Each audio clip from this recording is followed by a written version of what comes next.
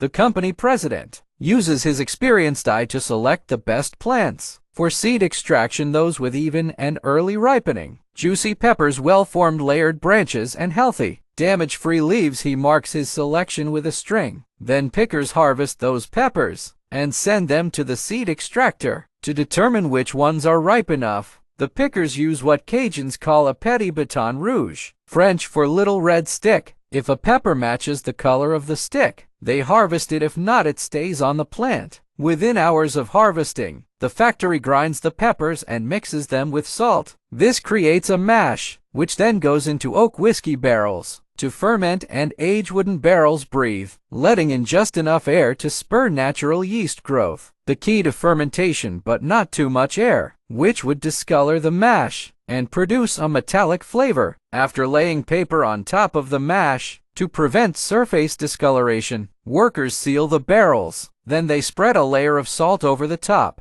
The barrels now go to the warehouse, where the mash ferments and ages for 3 years. Fermentation releases carbon dioxide gas, which forces liquid out through a vent hole in the top of the barrel. The salt absorbs the liquid and hardens. After the 3-year fermentation and aging period, they break up the salt and open the barrel. What was once pungent and acrid is now aromatic, with a mellow, complex flavor. However, it still needs significant refining, so they pump it into large mixing tanks, add vinegar, then churn for 3 to 4 weeks. That's how long it takes for the vinegar to break down the pepper solids into smaller particles. During that process, the vinegar also takes on the color, flavor, and aroma of the peppers. The sauce requires no cooking whatsoever because the vinegar acts as a natural preservative. The next step is a 2-stage milling process. The first mill extracts the pepper pulp. The second mill removes the seeds. The sauce is now finished. The quality control department analyzes samples from every batch of sauce for viscosity, pH, salt level, and other criteria. Lab technicians also perform taste tests for flavor, clearing their palate in between with crackers and cooling the fiery heat with ice cream bars. Once the batch gets the thumbs up,